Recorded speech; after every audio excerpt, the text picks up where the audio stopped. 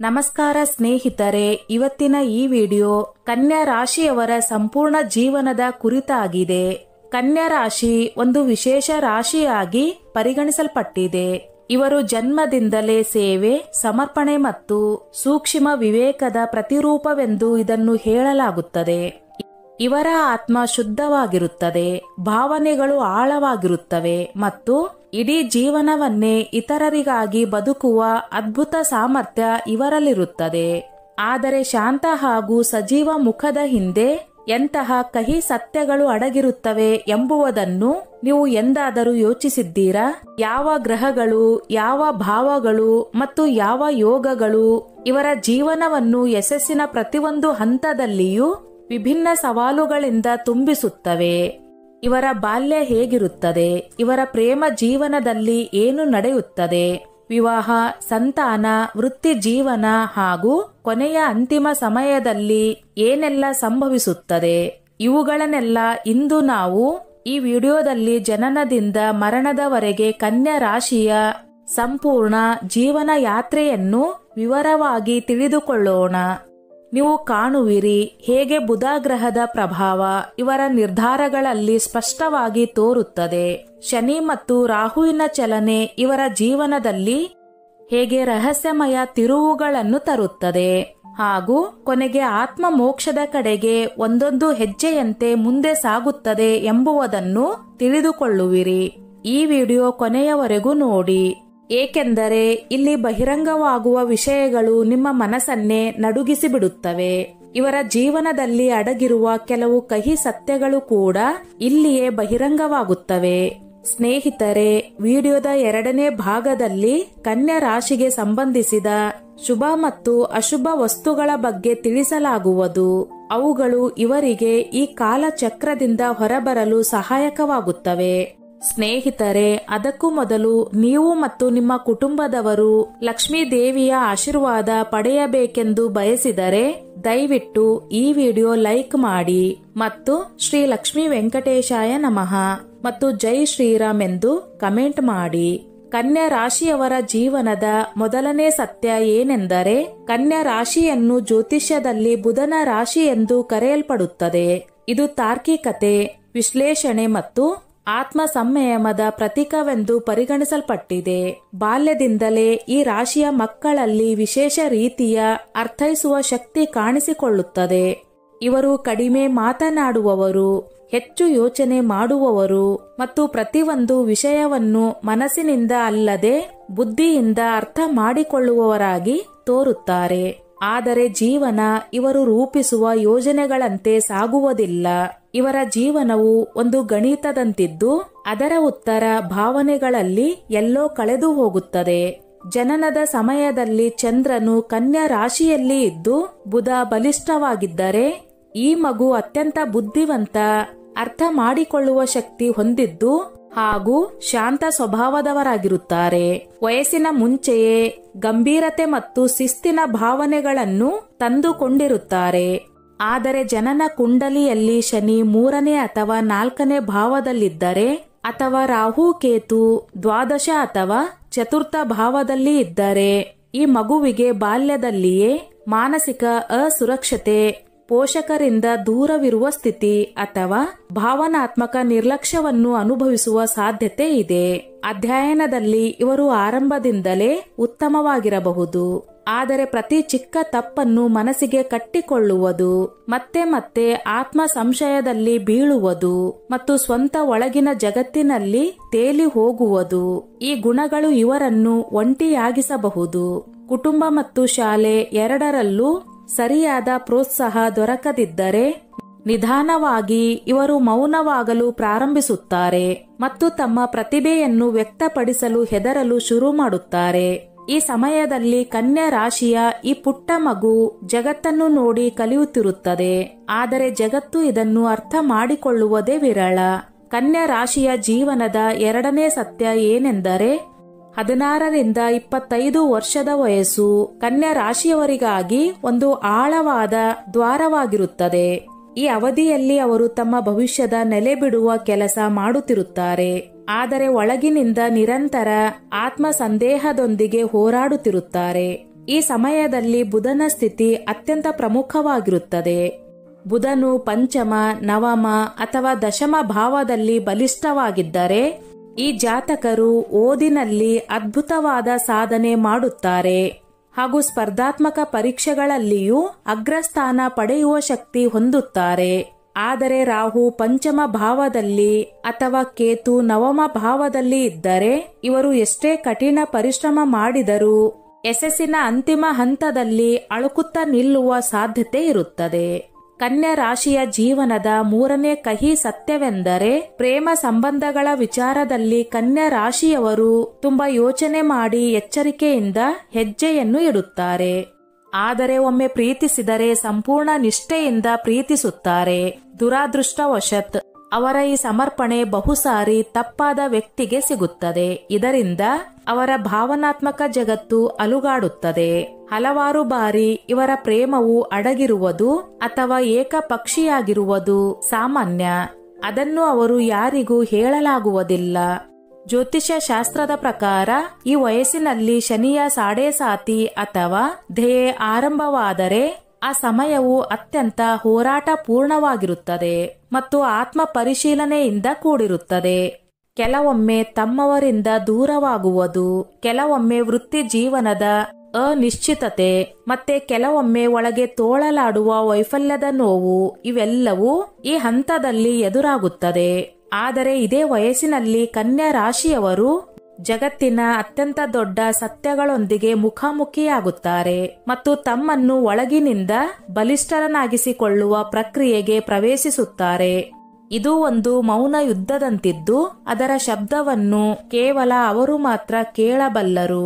ಕನ್ಯಾ ರಾಶಿಯ ಜೀವನದ ನಾಲ್ಕನೇ ಕಹಿ ಸತ್ಯವೆಂದರೆ 26ರಿಂದ 35 ವರ್ಷದ ವಯಸ್ಸು ಕನ್ಯಾ ರಾಶಿಯವರ ಜೀವನದಲ್ಲಿ ಒಂದು ತಿರುವಾಗಿರುತ್ತದೆ. ಈ ಹಂತದಲ್ಲಿ ಜೀವನದಿಂದ ನಿರೀಕ್ಷೆಗಳು ಹೆಚ್ಚುತ್ತವೆ ಮತ್ತು ಸಮಾಜದ ನಿರೀಕ್ಷೆಗಳು ಅವರ ಮೇಲಿದೆ ಎಂಬ ಒತ್ತಡವನ್ನು ಉಂಟು ಮಾಡುತ್ತವೆ. ಕನ್ಯಾ ರಾಶಿ ಬುಧನ ರಾಶಿ ಆಗಿರುವುದರಿಂದ ಇವರು ತಾರ್ಕಿಕವಾಗಿ ನಡೆದುಕೊಳ್ಳುವವರು, ಪ್ರತಿಯೊಂದು ನಿರ್ಧಾರವನ್ನು ಯೋಚನೆ ಮಾಡಿ ತೆಗೆದುಕೊಳ್ಳುವವರು. ಆದರೆ ಅನೇಕ ಬಾರಿ ಅತಿಯಾದ ಯೋಚನೆ ತಾವು ಮುಂದೆ ಸಾಗುವ ದಾರಿಯಲ್ಲೇ ಅಡ್ಡಿಯಾಗುತ್ತದೆ.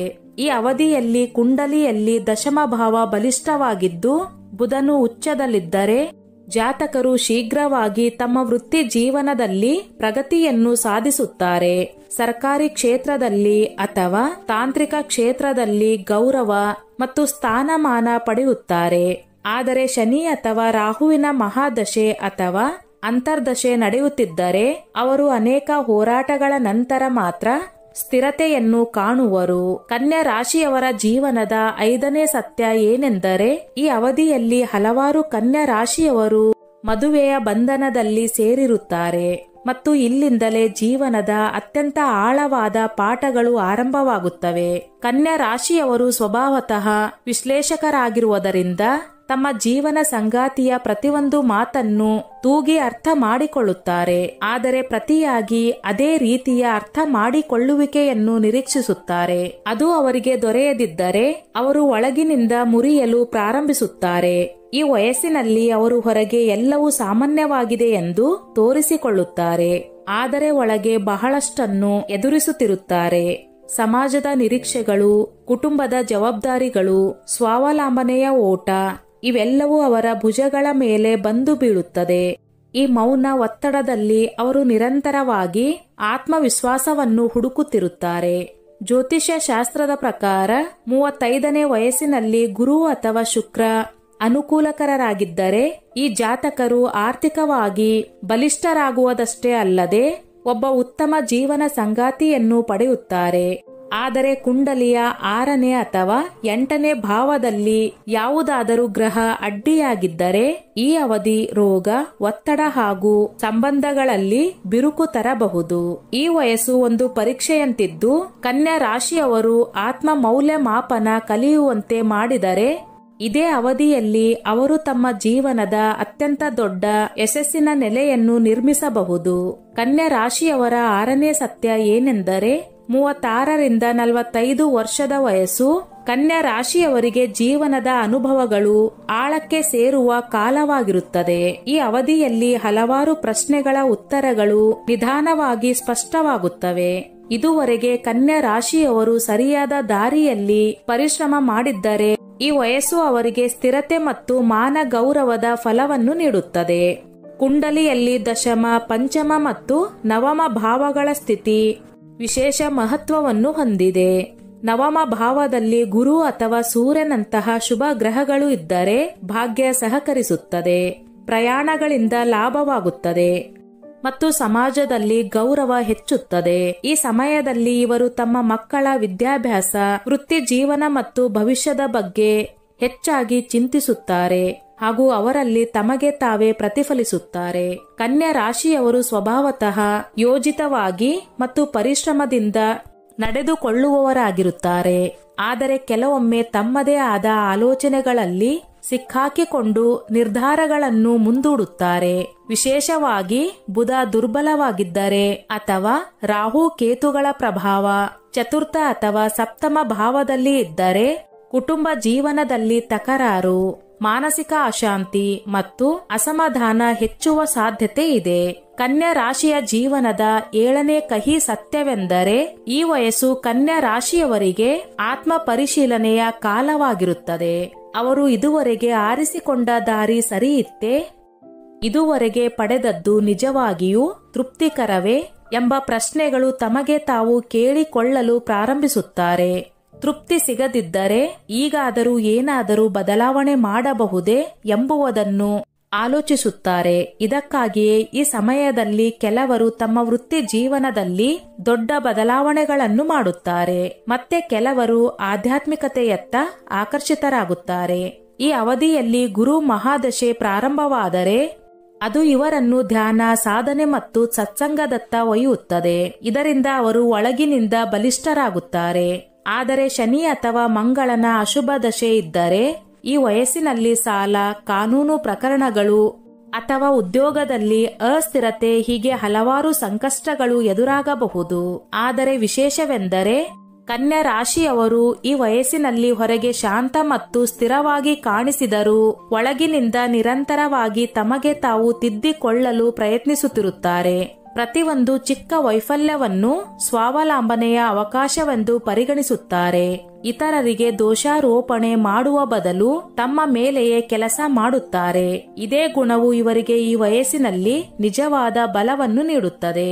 ಕನ್ಯಾ ರಾಶಿಯವರ ಜೀವನದ 8ನೇ ಸತ್ಯ ಏನೆಂದರೆ 46ರಿಂದ 55 ವರ್ಷದವರೆಗೆ ಕನ್ಯಾ ರಾಶಿಯವರ ಜೀವನದಲ್ಲಿ ಒಂದು ಹೊಸ ತಿರುವು ಎದುರಾಗುತ್ತದೆ. ಈ ಅವಧಿಯಲ್ಲಿ ಜೀವನದ ಹೆಚ್ಚಿನ ಜವಾಬ್ದಾರಿಗಳನ್ನು ಅವರು ನಿರ್ವಹಿಸದಿರುವುದರಿಂದ ಹೊರಗಿನ ಒತ್ತಡ ಕಡಿಮೆಯಾಗಿರಬಹುದು. ಆದರೆ ಒಳಗಿನ ಸಮತೋಲನ ಅಲುಗಾಡಲು ಆರಂಭಿಸುತ್ತದೆ. ಈ ಸಮಯದಲ್ಲಿ ಕನ್ಯಾ ರಾಶಿಯವರು ತಮ್ಮ ಹಿಂದಿನ ನಿರ್ಧಾರಗಳನ್ನು ಕುರಿತು ಆತ್ಮಚಿಂತನೆ ಮಾಡುತ್ತಾರೆ. ವಿಶೇಷವಾಗಿ ಕುಂಡಲಿಯಲ್ಲಿ ಚಂದ್ರ, ಶನಿ ಅಥವಾ ರಾಹುವಿನ ಪ್ರಭಾವ ಹೆಚ್ಚು ಇದ್ದರೆ ಅವರಿಗೆ ತಾವು ಬೇರೆಯವರಿಗಾಗಿ ಬಹಳ ಮಾಡಿದ್ದೇವೆ, ಆದರೆ ಸ್ವಂತಕ್ಕಾಗಿ ಸಮಯವನ್ನೇ ತೆಗೆದುಕೊಳ್ಳಲಿಲ್ಲ ಎಂಬ ಭಾವನೆ ಬಲವಾಗಿ ಹೊಳೆಯುತ್ತದೆ. ಈ ಯೋಚನೆ ನಿಧಾನವಾಗಿ ಒಂಟಿತನ ಮತ್ತು ಮಾನಸಿಕ ಅಶಾಂತಿಗೆ ಕಾರಣವಾಗುತ್ತದೆ. ವಿಶೇಷವಾಗಿ ಚತುರ್ಥ ಅಥವಾ ದ್ವಾದಶ ಭಾವ ಪೀಡಿತವಾಗಿದ್ದರೆ. ಕನ್ಯಾ ರಾಶಿಯವರು ವಿಶ್ಲೇಷಣದಲ್ಲಿ ನಿಪುಣರಾಗಿರುವುದರಿಂದ ಈ ವಯಸ್ಸಿನಲ್ಲಿ ಅವರ ವಿಶ್ಲೇಷಣೆ ಕೇವಲ ಹೊರಗಿನದಲ್ಲ, ಒಳಗಿನ ಆತ್ಮ ಅವಲೋಕನವೂ ಆಗಿರುತ್ತದೆ. ಅವರು ತಮಗೆ ತಾವೇ ಪ್ರಶ್ನೆ ಮಾಡಿಕೊಳ್ಳುತ್ತಾರೆ, ನಾನು ನಿಜವಾಗಿಯೂ ಬಯಸಿದೆಲ್ಲ ಪಡೆದೆಯೇ? ಅದರ ಉತ್ತರ ಇಲ್ಲದಿದ್ದರೆ ಆಳವಾದ ಅಶಾಂತಿ ಹುಟ್ಟುತ್ತದೆ. ಈ ವಯಸ್ಸಿನಲ್ಲಿ ಮಕ್ಕಳ ನಿರ್ಲಕ್ಷ್ಯ, ಅವರ ಬ್ಯುಸಿಯಾಗಿರುವ ಜೀವನ ಅಥವಾ ನಿರ್ಲಿಪ್ತತೆ ಕನ್ಯಾ ರಾಶಿಯವರ ಹೃದಯಕ್ಕೆ ನೋವನ್ನು ಉಂಟು ಮಾಡಬಹುದು. ಏಕೆಂದರೆ ಅವರು ತಮ್ಮ ಮಕ್ಕಳಿಗಾಗಿ ಜೀವನ ಪೂರ್ತಿ ಸಣ್ಣ ಸಣ್ಣ ತ್ಯಾಗಗಳನ್ನು ಮಾಡಿಕೊಂಡಿರುತ್ತಾರೆ. ಕುಂಡಲಿಯ ಪಂಚಮ ಅಥವಾ ಸಪ್ತಮ ಭಾವದಲ್ಲಿ ರಾಹು, ಕೇತು ಅಥವಾ ನೀಚ ಗ್ರಹಗಳಿದ್ದರೆ ಈ ಅವಧಿಯಲ್ಲಿ ಮಕ್ಕಳೊಂದಿಗೆ ಅಸಮಾಧಾನ, ದಾಂಪತ್ಯದಲ್ಲಿ ದುರಾವಸ್ಥೆ ಅಥವಾ ಭಾವನಾತ್ಮಕ ಅಂತರ ಹೆಚ್ಚುವ ಸಾಧ್ಯತೆ ಇದೆ. ಕನ್ಯಾ ರಾಶಿಯವರ ಜೀವನದ 9ನೇ ಕಹಿ ಸತ್ಯವೆಂದರೆ 55 ವರ್ಷದ ಈ ಅವಧಿ ಸಂಪೂರ್ಣ ನಿರಾಶಾಜನಕವಾಗಿರುವುದಿಲ್ಲ. ಕನ್ಯಾ ರಾಶಿಯವರು ಧ್ಯಾನ, ಪ್ರಾಣಾಯಾಮ, ಜಪತಪ ಮತ್ತು ಆಧ್ಯಾತ್ಮಿಕತೆಯನ್ನು ಜೀವನದಲ್ಲಿ ಅಳವಡಿಸಿಕೊಂಡರೆ ಈ ವಯಸ್ಸು ಅವರಿಗೆ ಆತ್ಮಿಕ ಶಾಂತಿ ಮತ್ತು ಒಳಗಿನ ಸ್ಥಿರತೆಯನ್ನು ತಂದುಕೊಡುತ್ತದೆ. ವಿಶೇಷವಾಗಿ ಗುರು ಮಹಾದಶೆ ಅಥವಾ ಶುಕ್ರನ ಪ್ರಭಾವ ಸಕಾರಾತ್ಮಕವಾಗಿದ್ದರೆ ಈ ಸಮಯವು ಅತ್ಯಂತ ಶುಭಕರವಾಗಿರುತ್ತದೆ. ಹಲವಾರು ಕನ್ಯಾ ರಾಶಿಯವರು ಈ ಅವಧಿಯಲ್ಲಿ ಧರ್ಮ, ಸೇವಾ ಕಾರ್ಯ ಅಥವಾ ವಿದ್ಯೆಯ ಕ್ಷೇತ್ರದಲ್ಲಿ ಆಳವಾಗಿ ತೊಡಗಿಸಿಕೊಳ್ಳುತ್ತಾರೆ. ಕೆಲವರು ತಮ್ಮ ಅಪೂರ್ಣ ವಿದ್ಯಾಭ್ಯಾಸವನ್ನು ಪೂರೈಸಲು, ಹೊಸದನ್ನು ಕಲಿಯಲು ಅಥವಾ ಹಳೆಯ ಹವ್ಯಾಸಗಳನ್ನು ಪುನಃ ಬದುಕಿಸಲು ಪ್ರಯತ್ನಿಸುತ್ತಾರೆ. ಜೀವನ ಸಂಗಾತಿಯ ಸಹಕಾರ ದೊರೆತರೆ ಈ ವಯಸ್ಸು ಪ್ರೀತಿ ಮತ್ತು ಜೊತೆಯ ಒಂದು ಹೊಸ ಪರಿಪಕ್ವ ಸ್ವರೂಪವನ್ನು ತರುತ್ತದೆ. ಈ ಸಮಯದಲ್ಲಿ ಬುಧ ಮತ್ತು ಚಂದ್ರನ ಸ್ಥಿತಿ ವಿಶೇಷ ಮಹತ್ವ ಹೊಂದಿರುತ್ತದೆ. ಬುಧನು ಶುಭ ಸ್ಥಿತಿಯಲ್ಲಿದ್ದರೆ ಸಂವಹನದಲ್ಲಿ ಮಧುರತೆ ಉಳಿಯುತ್ತದೆ ಮತ್ತು ಮನಸ್ಸಿಗೆ ಸ್ಪಷ್ಟತೆ ದೊರೆಯುತ್ತದೆ. ಆದರೆ ಈ ಗ್ರಹಗಳು ಪೀಡಿತವಾಗಿದ್ದರೆ ಅವಸಾದ, ಗೊಂದಲ ಮತ್ತು ಚಿಡಿಚಿಡಿತನ ಹೆಚ್ಚಬಹುದು. ಆದ್ದರಿಂದ ಕನ್ಯಾ ರಾಶಿಯವರು ಈ ಅವಧಿಯಲ್ಲಿ ಹಸಿರಿನ ನಡುವೆ ಸಮಯವನ್ನು ಕಳೆಯುವುದು, ಶುದ್ಧ ಜಲದಿಂದ ಸ್ನಾನ ಮಾಡುವುದು, ದುರ್ಗಾ ಚಾಲಿಸವನ್ನು ನಿಯಮಿತ ಪಠಣ ಮಾಡುವುದು ಮತ್ತು ಪ್ರತಿ ಬುಧವಾರ ತುಳಸಿಗೆ ನೀರನ್ನು ಅರ್ಪಿಸುವುದು ಅವರಿಗೆ ಅತ್ಯಂತ ಉಪಯುಕ್ತ. ಕನ್ಯಾ ರಾಶಿಯ ಜೀವನದ 10ನೇ ಕಹಿ ಸತ್ಯವೆಂದರೆ 56ರಿಂದ 60 ವರ್ಷದವರೆಗೆ ಕನ್ಯಾ ರಾಶಿಯವರು ಜೀವನದ ಅತ್ಯಂತ ಗಂಭೀರ ಸತ್ಯಗಳ ಮೂಲಕ ಸಾಗುತ್ತಾರೆ. ಈ ಅವಧಿಯಲ್ಲಿ ಜೀವನದ ವೇಗ ನಿಧಾನಗೊಳ್ಳುತ್ತಾ ಬರುತ್ತದೆ, ಆದರೆ ಒಳಗಿನ ಅಶಾಂತಿ ಹೆಚ್ಚಾಗುತ್ತದೆ. ಕನ್ಯಾ ರಾಶಿಯವರ ವಿಶೇಷತೆಯೆಂದರೆ ಅವರು ತಮ್ಮ ಕರ್ತವ್ಯಗಳ ಬಗ್ಗೆ ಅಂತ್ಯದವರೆಗೂ ಜಾಗರೂಕರಾಗಿರುತ್ತಾರೆ. ಈ ಸಮಯದಲ್ಲಿ ಕೆಲವರಿಗೆ ಆರೋಗ್ಯ ಸಂಬಂಧಿತ ತೊಂದರೆಗಳು ಕಾಡಬಹುದು, ವಿಶೇಷವಾಗಿ ಜೀರ್ಣಕ್ರಿಯೆ, ಚರ್ಮ ಅಥವಾ ನರಗಳ ಸಂಬಂಧಿತ ಸಮಸ್ಯೆಗಳು, ಏಕೆಂದರೆ ಬುಧನು ಈ ಅಂಗಗಳ ಅಧಿಪತಿಯಾಗಿರುತ್ತಾನೆ. ಚಂದ್ರ ಅಥವಾ ಲಗ್ನೇಶ ಪೀಡಿತವಾಗಿದ್ದರೆ ಮಾನಸಿಕ ದೌರ್ಬಲ್ಯ, ನಿದ್ರಾಹೀನತೆ ಮತ್ತು ಭಾವನಾತ್ಮಕ ಅಸಮತೋಲನ ಎದುರಾಗಬಹುದು. ವಿಶೇಷವಾಗಿ ಇಡೀ ಜೀವನ ಇತರರ ಸೇವೆಯಲ್ಲಿ ಕಳೆದರೂ ಈಗ ತಮ್ಮನ್ನು ಒಂಟಿತನ ಮತ್ತು ನಿರ್ಲಕ್ಷ್ಯದಿಂದ ಕೂಡಿರುವಂತೆ ಅನುಭವಿಸುತ್ತಾರೆ. ಈ ವಯಸ್ಸಿನಲ್ಲಿ ಮಕ್ಕಳೊಂದಿಗೆ ದೂರ ಉಂಟಾದರೂ ಅಥವಾ ಅವರ ವರ್ತನೆ ಬದಲಾಗಿದರೂ ಕನ್ಯಾ ರಾಶಿಯವರು ಬೇಗನೆ ಮನಸ್ಸಿನಲ್ಲಿ ಮುರಿಯುತ್ತಾರೆ. ಅವರಿಗಾಗಿ ಸಂಬಂಧಗಳ ಸ್ಥಿರತೆ ಬಹಳ ಮಹತ್ವದಾಗಿದೆ. ಮನೆ ಮಂದಿಯಲ್ಲಿ ನಗು, ಮಾತುಕತೆ ಅಥವಾ ಆತ್ಮೀಯತೆ ಕಡಿಮೆಯಾದರೆ ಅವರು ತಮ್ಮೊಳಗೆ ಸಿಕ್ಕಿ ಹಾಕಿಕೊಳ್ಳಲು ಪ್ರಾರಂಭಿಸುತ್ತಾರೆ. ಅನೇಕ ಬಾರಿ ಅವರು ತಮ್ಮ ನೆನಪುಗಳಲ್ಲೇ ಕಳೆದು ಹೋಗುತ್ತಾರೆ. ಹಳೆಯ ಫೋಟೋಗಳು, ಅಪೂರ್ಣ ಪತ್ರಗಳು ಅಥವಾ ನೆನಪಿನ ವಸ್ತುಗಳು ಅವರಿಗೆ ಆಧಾರವಾಗುತ್ತವೆ. 56ರಿಂದ 60 ವರ್ಷದ ಈ ಹಂತವು ಜೀವನದ ಅಸ್ತಮಿಸುವ ಸೂರ್ಯನಂತಿರುತ್ತದೆ. ಇನ್ನು ಬೆಳಕು ಇರುತ್ತದೆ, ಆದರೆ ಅದರ ಕಿರಣಗಳು ಮೃದುವಾಗಿರುತ್ತವೆ. ಆದರೆ ಈ ಮೃದು ಬೆಳಕು ಅವರೊಳಗಿನ ಆತ್ಮದ ಜ್ಯೋತಿಯೊಂದಿಗೆ ಒಂದಾದರೆ ಈ ವಯಸ್ಸು ಆತ್ಮಿಕ ಉತ್ಸರಣೆ ಮತ್ತು ಶಾಂತಿಯ ಅತ್ಯಂತ ಸುಂದರ ಯಾತ್ರೆಯಾಗಬಹುದು. ಕನ್ಯಾ ರಾಶಿಯ ಜೀವನದ 11ನೇ ಸತ್ಯ ಏನೆಂದರೆ 60 ವರ್ಷದ ನಂತರ ಕನ್ಯಾ ರಾಶಿಯವರ ಜೀವನ ನಿಧಾನವಾಗಿ ಒಂದು ಅಂತಿಮ ತಿರುವಿನತ್ತ ಸಾಗುತ್ತದೆ. ಈ ಹಂತದಲ್ಲಿ ಮಕ್ಕಳ ಜವಾಬ್ದಾರಿಗಳು ಬಹುತೇಕ ಪೂರ್ತಿಯಾಗಿರುತ್ತವೆ. ಸಾಮಾಜಿಕ ಸ್ಥಾನಮಾನವು ನಿಧಾನವಾಗಿ ಕೈತಪ್ಪುತ್ತದೆ ಮತ್ತು ದೇಹವು ಹಿಂದಿನಂತೆ ಬೆಂಬಲ ನೀಡುವುದಿಲ್ಲ. ಕನ್ಯಾ ರಾಶಿಯವರು ಯಾವಾಗಲೂ ಶಿಸ್ತಿನಲ್ಲಿ, ವ್ಯವಸ್ಥೆಯಲ್ಲಿ ಮತ್ತು ಇತರರ ಚಿಂತೆಯಲ್ಲಿ ತೊಡಗಿಸಿಕೊಂಡವರಾಗಿರುವುದರಿಂದ ಈ ವಯಸ್ಸಿನಲ್ಲಿ ತಮಗೆ ತಾವು ಹೆಚ್ಚು ಯೋಚನೆ ಮಾಡಲು ಪ್ರಾರಂಭಿಸುತ್ತಾರೆ. ಈ ವಯಸ್ಸಿನಲ್ಲಿ ಗ್ರಹಗಳ ದಶ ಮತ್ತು ಗೋಚರವು ನಿರ್ಣಾಯಕ ಪಾತ್ರವನ್ನು ವಹಿಸುತ್ತವೆ.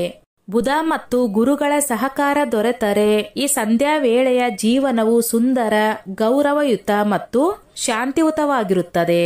ಆದರೆ ಶನಿಯ ಧ್ಯೇಯ ಅಥವಾ ಸಾಡೆ ಸಾತಿಯ ಪ್ರಭಾವವಿದ್ದರೆ ಅಥವಾ ದ್ವಾದಶ ಭಾವದಲ್ಲಿ ವ್ಯಯ, ಹಾನಿಗೆ ಅಶುಭ ದೃಷ್ಟಿ ಇದ್ದರೆ ಜಾತಕರು ಮಾನಸಿಕ ಒಂಟಿತನ, ಆರೋಗ್ಯ ಸಮಸ್ಯೆಗಳು ಮತ್ತು ಭಾವನಾತ್ಮಕ ನಿರ್ಲಕ್ಷ್ಯಗಳನ್ನು ಎದುರಿಸಬೇಕಾಗುತ್ತದೆ. ಇದು ಜೀವನದಲ್ಲಿ ಗಳಿಸಿದ ಎಲ್ಲ ಸಂಪತ್ತು, ಅದು ಹಣವಾಗಿರಲಿ ಅಥವಾ ಸಂಬಂಧವಾಗಿರಲಿ, ಒಂದರ ನಂತರ ಒಂದು ತನ್ನ ನಿಜವಾದ ಮೌಲ್ಯವನ್ನು ತೋರಿಸಲು ಪ್ರಾರಂಭಿಸುವ ಸಮಯ. ಕನ್ಯಾ ರಾಶಿಯವರು ಜೀವನ ಪೂರ್ತಿ ಪ್ರಾಮಾಣಿಕತೆ, ಸೇವಾಭಾವ ಮತ್ತು ವಿವೇಕದಿಂದ ಬದುಕಿದ್ದರೆ ಈ ಹಂತವು ತೃಪ್ತಿಯಿಂದ ತುಂಬಿರುತ್ತದೆ. ಆದರೆ ಒಳಗೆ ಯಾವುದೇ ಅಪೂರ್ಣತೆಯ ಗುಂಡಿ ಉಳಿದುಕೊಂಡಿದ್ದರೆ ಅದು ಈಗ ನೋವಿನ ರೂಪದಲ್ಲಿ ಹೊರಹೊಮ್ಮುತ್ತದೆ. ಆರೋಗ್ಯದ ದೃಷ್ಟಿಯಿಂದ ಈ ವಯಸ್ಸು ಅತ್ಯಂತ ಎಚ್ಚರಿಕೆ ಬೇಡುತ್ತದೆ. ವಿಶೇಷವಾಗಿ ಹೊಟ್ಟೆ, ಅಂತರಂಗಗಳು, ನರಮಂಡಳಿ ಮತ್ತು ಬೆನ್ನೆಲುಬಿಗೆ ಸಂಬಂಧಿಸಿದ ಸಮಸ್ಯೆಗಳು ಹೆಚ್ಚಾಗಿ ಕಾಣಿಸಬಹುದು. ಜಾತಕನ ಕುಂಡಲಿಯಲ್ಲಿ 6ನೇ ಅಥವಾ 8ನೇ ಭಾವದ ಮೇಲೆ ಅಶುಭ ಗ್ರಹಗಳ ದೃಷ್ಟಿ ಇದ್ದರೆ ಶಸ್ತ್ರಚಿಕಿತ್ಸೆ ಅಥವಾ ದೀರ್ಘಕಾಲದ ಚಿಕಿತ್ಸೆ ಎದುರಾಗುವ ಸಾಧ್ಯತೆ ಇರುತ್ತದೆ. 60ರ ವಯಸ್ಸಿನ ನಂತರ ಕನ್ಯಾ ರಾಶಿಯವರಿಗೆ ಧ್ಯಾನ, ಸಂತ ದರ್ಶನ ಮತ್ತು ಭಜನ ಪೂಜನಗಳು ಅತ್ಯಂತ ಲಾಭಕರವಾಗುತ್ತವೆ. ಜೀವನ ಪೂರ್ತಿ ಜಗತ್ತಿನ ಹಿಸಾಬಿನಲ್ಲಿ ಮಾತ್ರ ಬದುಕಿದವರು ಈಗ ಆತ್ಮದ ಕಡೆಗೆ ಕಿವಿಗೊಡಬೇಕು. ವೃದ್ಧಾಶ್ರಮದಲ್ಲಿ ಸೇವೆ ಮಾಡುವುದು, ಪಕ್ಷಿ ಪ್ರಾಣಿಗಳಿಗೆ ದಾನ, ನೀರು ಒದಗಿಸುವುದು ಮತ್ತು ಅಗತ್ಯ ಇರುವವರಿಗೆ ಸಹಾಯ ಮಾಡುವುದೇ ಇನ್ನುಳಿದ ಜೀವನದ ನಿಜವಾದ ಸಾಧನೆ. ಈ ಅವಧಿಯಲ್ಲಿ ಕನ್ಯಾ ರಾಶಿಯವರು ಸ್ವೀಕಾರ ಮಾಡುವುದು, ಕಲಿಯುವುದು ಮುಖ್ಯ. ಏಕೆಂದರೆ ಹೋಗಿರುವುದು ಕಾಲ, ಉಳಿದಿರುವುದು ಅವಕಾಶ.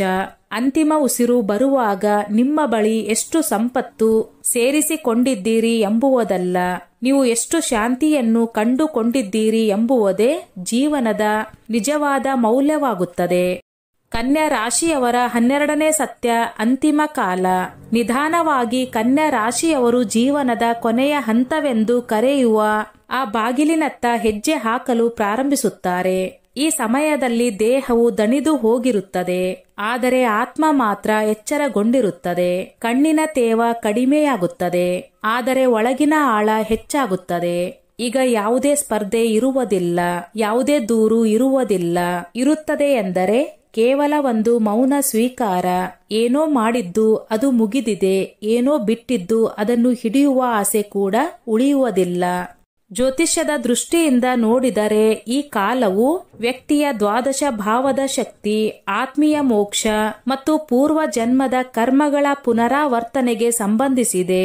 ಬುಧ, ಗುರು ಮತ್ತು ಚಂದ್ರನು ಶುಭ ಸ್ಥಿತಿಯಲ್ಲಿ ಇದ್ದರೆ ಮತ್ತು ದ್ವಾದಶ ಭಾವವು ಶುದ್ಧವಾಗಿದ್ದರೆ ಕನ್ಯಾ ರಾಶಿಯವರು ಮರಣದ ಅಂತಿಮ ಕ್ಷಣಗಳಲ್ಲಿಯೂ ಶಾಂತಿ, ಧ್ಯಾನ ಮತ್ತು ತೃಪ್ತಿಯ ಅನುಭವ ಮಾಡುತ್ತಾರೆ. ಆದರೆ ಕುಂಡಲಿಯಲ್ಲಿ ರಾಹು, ಶನಿ ಅಥವಾ ಕೇತುಗಳ ಅಶುಭ ದೃಷ್ಟಿ ಇದ್ದರೆ ಈ ಕಾಲವು ಗೊಂದಲ, ವೇದನೆ ಮತ್ತು ಹಳೆಯ ಪಶ್ಚಾತ್ತಾಪಗಳಿಂದ ಕೂಡಿರಬಹುದು. ಇದು ಒಂದು ಅಂತಹ ಸ್ಥಿತಿ ಅಲ್ಲಿ ಆತ್ಮವು ನಿಧಾನವಾಗಿ ದೇಹದಿಂದ ಮುಕ್ತವಾಗಲು ಸಿದ್ಧತೆ ಮಾಡಿಕೊಳ್ಳುತ್ತದೆ. ಮರಣದ ಕೆಲ ದಿನಗಳ ಮುಂಚೆ ಕನ್ಯಾ ರಾಶಿಯವರಿಗೆ ಕನಸುಗಳಲ್ಲಿ ಪಿತೃಗಳು ಕಾಣಿಸಬಹುದು. ಕೆಲವೊಮ್ಮೆ ದೇವಸ್ಥಾನದ ಘಂಟೆ ಧ್ವನಿಗಳು ಕೇಳಿಸುತ್ತವೆ. ಕೆಲವೊಮ್ಮೆ ಬಾಲ್ಯದ ನೆನಪುಗಳು ಒಂದು ಚಲನಚಿತ್ರದಂತೆ ಕಣ್ಣು ಮುಂದೆ ತಲುಪುತ್ತವೆ. ಮರಣವು ಭಯಾನಕವಾಗಿ ಕಾಣಿಸದು, ಬದಲಿಗೆ ಅದು ಒಂದು ದೀರ್ಘ ಯಾತ್ರೆಯ ನಂತರ ಸಿಕ್ಕ ಶಾಂತಿಯಂತೆ ಅನಿಸುತ್ತದೆ. ಜ್ಯೋತಿಷ್ಯದಲ್ಲಿ ಈ ಸಮಯವನ್ನು ಮರಣ ಭಾವ ಮತ್ತು ಮೋಕ್ಷ ಸ್ಥಳದೊಂದಿಗೆ ಸಂಪರ್ಕಿತವಾಗಿ ವಿವರಿಸಲಾಗುತ್ತದೆ. ಒಂದು ವೇಳೆ ಕನ್ಯಾ ರಾಶಿಯವರು ಜೀವನ ಪೂರ್ತಿ ಶುಭಕರ್ಮ, ವಿನಯ ಮತ್ತು ಸೇವೆಯ ಮಾರ್ಗವನ್ನು ಆರಿಸಿಕೊಂಡಿದ್ದರೆ ಅವರ ಮರಣವು ಅಂತ್ಯವಲ್ಲ, ಬದಲಿಗೆ ಮೋಕ್ಷದ ಮೆಟ್ಟಿಲಾಗುತ್ತದೆ. ಆದ್ದರಿಂದಲೇ ಈ ಕನ್ಯಾ ರಾಶಿಯವರಿಗೆ ಅಂತಿಮ ಸಮಯದಲ್ಲಿ ಓಂ ನಮಃ ಶಿವಾಯ ಜಪ ಮಾಡುವುದು, ತುಳಸಿ ನೀರನ್ನು ಸೇವಿಸುವುದು ಮತ್ತು ಗೀತೆಯ ಶ್ಲೋಕಗಳನ್ನು ಆಲಿಸುವುದು ಅತ್ಯಂತ ಪುಣ್ಯಕರವೆಂದು ಪರಿಗಣಿಸಲಾಗುತ್ತದೆ. ಈಗ ಕನ್ಯಾ ರಾಶಿಯವರಿಗೆ ಯಾವುದು ಶುಭ, ಯಾವುದು ಅಶುಭ ಹಾಗೂ ಯಾವ ಗ್ರಹ ಶಾಂತಿ ಉಪಾಯಗಳನ್ನು ಅನುಸರಿಸಬೇಕು ಎಂಬುದನ್ನು ತಿಳಿದುಕೊಳ್ಳೋಣ. ಕನ್ಯಾ ರಾಶಿಯವರ ಜೀವನದಲ್ಲಿ ಬುಧ ಗ್ರಹ ಪ್ರಾಬಲ್ಯ ಹೊಂದಿರುವುದರಿಂದ ಅವರ ಸ್ವಭಾವದಲ್ಲಿ ವಿಶ್ಲೇಷಣೆ, ತಾರ್ಕಿಕತೆ, ಶುದ್ಧತೆ ಮತ್ತು ವ್ಯಾವಹಾರಿಕತೆ ಎಂಬ ಗುಣಗಳ ಅದ್ಭುತ ಸಂಯೋಜನೆಯನ್ನು ಕಾಣಬಹುದು. ಜ್ಯೋತಿಷ್ಯದ ಪ್ರಕಾರ ಕನ್ಯಾ ರಾಶಿಯವರಿಗೆ ಹಸಿರು ಬಣ್ಣ ಅತ್ಯಂತ ಶುಭಕರವೆಂದು ಪರಿಗಣಿಸಲಾಗಿದೆ. ಏಕೆಂದರೆ ಇದು ಬುಧ ಗ್ರಹದ ಶಕ್ತಿಯನ್ನು ಬಲಪಡಿಸಿ ಮನಸ್ಸಿನ ಚಂಚಲತೆಯನ್ನು ಸ್ಥಿರತೆಯಾಗಿ ಪರಿವರ್ತಿಸುತ್ತದೆ.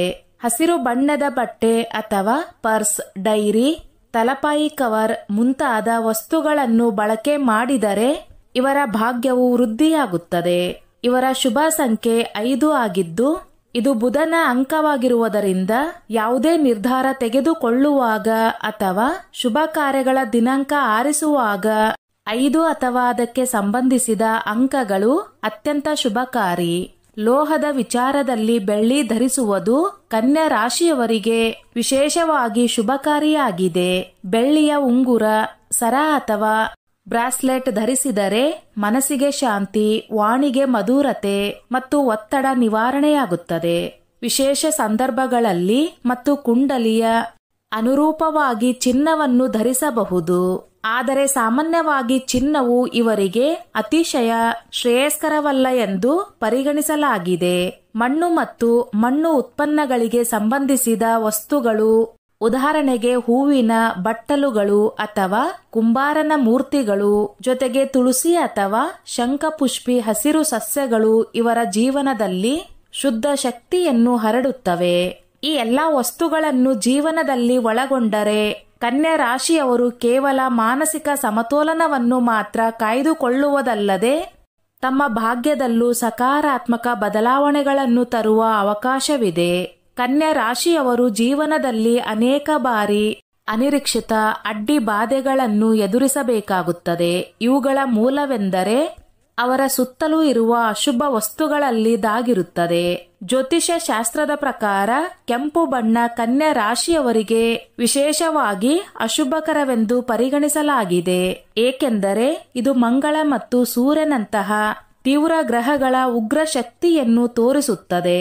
ಇದು ಬುಧ ಪ್ರಧಾನ ಕನ್ಯಾ ರಾಶಿಯ ಶಾಂತ ಮತ್ತು ವಿಶ್ಲೇಷಣಾತ್ಮಕ ಸ್ವಭಾವಕ್ಕೆ ವಿರುದ್ಧವಾಗಿರುತ್ತದೆ. ಆದ್ದರಿಂದ ಹೆಚ್ಚು ಕೆಂಪು ಬಟ್ಟೆ ಧರಿಸುವುದು, ಕೆಂಪು ಬಣ್ಣದ ವಾಹನ ಅಥವಾ ಮನೆಯಲ್ಲಿ ಕೆಂಪು ಬಟ್ಟೆಗಳು, ಪರದೆಗಳು, ಚಾದರಗಳ ಹೆಚ್ಚಿನ ಬಳಕೆ ಇವರ ಮಾನಸಿಕ ಶಾಂತಿ ಮತ್ತು ನಿರ್ಧಾರ ಶಕ್ತಿಯನ್ನು ಪ್ರಭಾವಿಸುತ್ತವೆ. ಇದೇ ರೀತಿಯಲ್ಲಿ ಕಬ್ಬಿಣದಿಂದ ಮಾಡಿದ ವಸ್ತುಗಳು, ಉದಾಹರಣೆಗೆ ಕಪ್ಪು ಕಬ್ಬಿಣದ ಸರ, ಉಂಗುರ ಅಥವಾ ಭಾರೀ ಲೋಹದಿಂದ ಮಾಡಿದ ಅಲಂಕಾರಿಕ ವಸ್ತುಗಳು ಅವರ ಶಕ್ತಿಯನ್ನು ಕೆಳಗೆ ತಳ್ಳಬಹುದು. ವಿಶೇಷವಾಗಿ ಹಳೆಯ ಅಥವಾ ಜಂಗು ಹಿಡಿದ ಕಬ್ಬಿಣದ ವಸ್ತುಗಳು ಇವರಿಗೆ ಇನ್ನೂ ಹೆಚ್ಚು ಅಶುಭಕರವಾಗಿವೆ. ಹಳೆಯ, ಹರಿದ ಅಥವಾ ಕಳಚಿದ ಬಟ್ಟೆಗಳನ್ನು ಧರಿಸುವುದು, ವಿಶೇಷವಾಗಿ ಅವು ಕಂದು ಅಥವಾ ಕಪ್ಪು ಬಣ್ಣದಿದ್ದರೆ ಕನ್ಯಾ ರಾಶಿಯವರ ಆತ್ಮವಿಶ್ವಾಸ ಮತ್ತು ಭಾಗ್ಯವನ್ನು ಹೀನ ಮಾಡಬಹುದು. ಮುರಿದು ಹೋಗಿರುವ ವಸ್ತುಗಳು, ಉದಾಹರಣೆಗೆ ಮುರಿದ ಕಿಚ್ಚು, ಗಡಿಯಾರ ಅಥವಾ ಕಾಚದ ಅಲಂಕಾರಗಳು ಅವರ ಜೀವನದಲ್ಲಿ ಸ್ಥಿರತೆಯನ್ನು ಧ್ವಂಸಗೊಳಿಸುತ್ತವೆ. ಇದರಂತೆ ನಕಲಿ ಆಭರಣಗಳು ಅಥವಾ ತಗ್ಗು ಬೆಲೆಯಲ್ಲಿ ಪ್ಲಾಸ್ಟಿಕ್ ವಸ್ತುಗಳು ಯಾವುದೇ ನಿಜವಾದ ಮೌಲ್ಯವಿಲ್ಲದವು. ಮಾನಸಿಕವಾಗಿ ಅಸ್ಥಿರತೆ ಮತ್ತು ನಿರ್ಧಾರಗಳಲ್ಲಿ ಗೊಂದಲ ಉಂಟು ಮಾಡಬಹುದು. ಇಂತಹ ಅಶುಭ ವಸ್ತುಗಳಿಂದ ದೂರವಿರುವ ಮೂಲಕ ಕನ್ಯಾ ರಾಶಿಯವರು ತಮ್ಮ ಜೀವನದಲ್ಲಿ ಹೆಚ್ಚು ಸ್ಪಷ್ಟತೆ, ಸ್ಥಿರತೆ ಮತ್ತು ಶುಭಕಾರಿತ್ವವನ್ನು ತರಬಹುದು. ಗ್ರಹ ಶಾಂತಿಯ ದೃಷ್ಟಿಯಿಂದ ಬುಧ ಗ್ರಹವನ್ನು ಶಾಂತಗೊಳಿಸಲು ಹಸಿರು ಬಟ್ಟೆ ಧರಿಸುವುದು, ಹಸಿರು ಮೂಂಗಿನ ಧಾನ್ಯ ದಾನ ಮಾಡುವುದು ಮತ್ತು ಬ್ರಾಹ್ಮಣರಿಗೆ ಪಾನ್ ಮತ್ತು ಮಿಶ್ರಿ ಅರ್ಪಿಸುವುದು ಶುಭಕರವೆಂದು ಪರಿಗಣಿಸಲಾಗಿದೆ. ಜಾತಕನ ಕುಂಡಲಿಯಲ್ಲಿ ಶನಿಯ ಅಶುಭ ಪರಿಣಾಮ ಇದ್ದರೆ ಶನಿವಾರ ಅರಳಿ ಮರದ ಪೂಜೆ ಮಾಡಬೇಕು. ಎಳ್ಳೆಣ್ಣೆಯ ದೀಪವನ್ನು ಹಚ್ಚಿ ಓಂ ಶಂ ಶನೇಶ್ವರಾಯ ನಮಃ ಎಂಬ ಮಂತ್ರವನ್ನು ಜಪ ಮಾಡುವುದು ತುಂಬಾ ಲಾಭದಾಯಕ. ಕನ್ಯಾ ರಾಶಿಯವರು ರಾಹು ಕೇತುಗಳಿಂದ ಉಂಟಾಗುವ ಪ್ರಭಾವವನ್ನು ತಪ್ಪಿಸಲು ರಾಹು ಕಾಲದಲ್ಲಿ ಹೊಸ ಕಾರ್ಯವನ್ನು ಆರಂಭಿಸಬಾರದು. ಕಾಲಸರ್ಪ ಯೋಗದ ದೋಷ ಶಾಂತಿಗಾಗಿ ರುದ್ರಾಭಿಷೇಕ ಮಾಡಿಸಿಕೊಳ್ಳುವುದು ಶ್ರೇಯಸ್ಕರ. ಸ್ನೇಹಿತರೆ, ಈ ನನ್ನ ಮಾಹಿತಿ ನಿಮಗೆ ಇಷ್ಟವಾಗಿದ್ದಲ್ಲಿ ದಯವಿಟ್ಟು ಶೇರ್ ಮಾಡಿ, ಲೈಕ್ ಮಾಡಿ ಮತ್ತು ಸಬ್ಸ್ಕ್ರೈಬ್ ಮಾಡಿ.